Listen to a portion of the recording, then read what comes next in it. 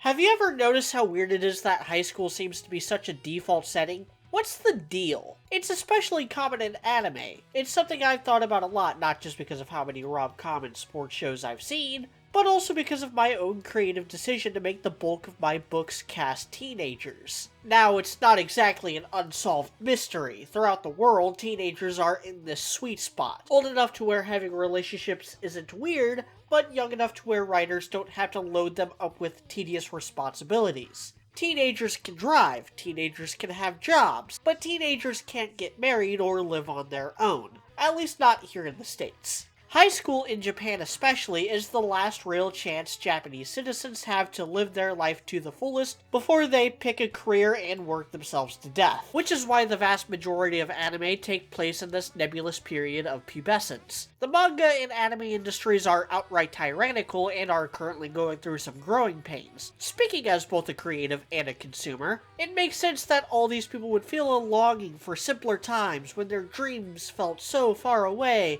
a time before they realized how harsh those dreams can truly be. Another thing about this trope is that I can actually pinpoint to a specific date when this trope started making waves. March 6th, 1940.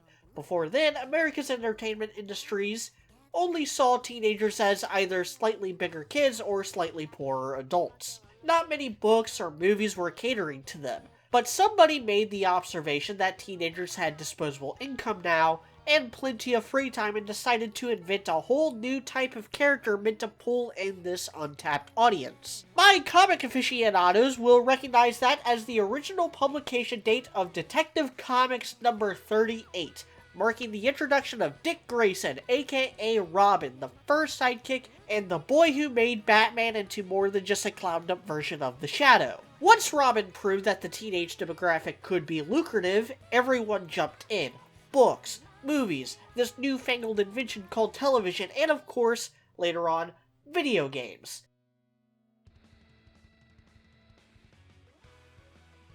This crossed international boundaries thanks to a little thing called World War II. American comic books were actually popular among American soldiers, who went on to show them to Japanese youths during the post-war occupation. One of these Japanese youths inspired by American art was Osamu Tezuka, the inventor of Astro Boy, progenitor of all manga and anime. Tezuka never cited timely comics as a serious inspiration, but you can't deny the story of Astro Boy shares a lot of similarities to the original android version of the Human Torch from the 1940s. Japan's, shall we say, interesting history with American media aside, the prevalence of high school settings has always been more of an economic decision than a creative one. But is that true? Is there something a little deeper here? Let's go through a few examples starting with my own book series because I've been told that I should find more excuses to talk about that. The decision to set the ages of Nightwatch in high school was originally done because schools are a really convenient setting. We've all had experience with schools. You don't have to fill in the blanks and it facilitates characters meeting each other in an inherently organic way. Take away that setting and suddenly you have to come up with excuses for why any of these characters know each other. And if you make it a super school itself a trope within this trope, and then you have to make up excuses for why your small cast of relevant characters are the only ones solving any of the issues. RWBY is a good example of how dumb this can be.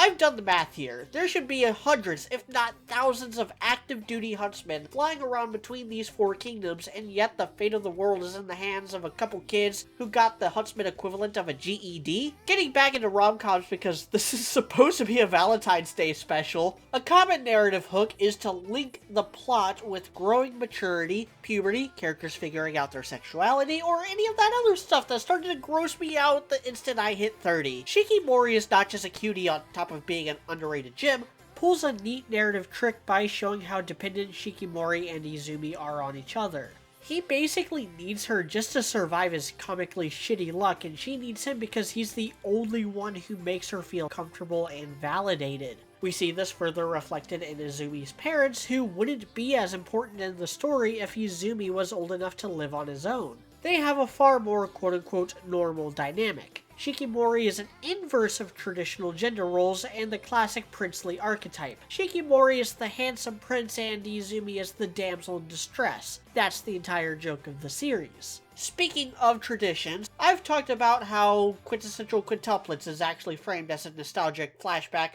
from a full-grown adult whose life is actually less chaotic than it was back in high school. I also made mention of how the story's conclusion was based on the author's relationship with his wife. What I didn't mention before because it wasn't on his Wikipedia page and it wasn't brought to my attention until after I was done with those videos, is that Neji Haruba had a daughter about a year before that story's conclusion, and that's probably why the second half of Quince put so much focus on the various parental figures of the series and the sacrifices they made or refused to make for their children.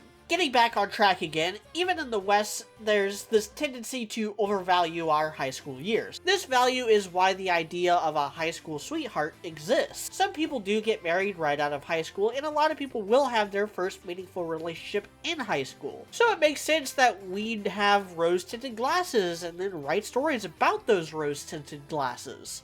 It's hard for me to make any broad observation-based theories, even if I were to confine it to America, a cultural melting pot as it is.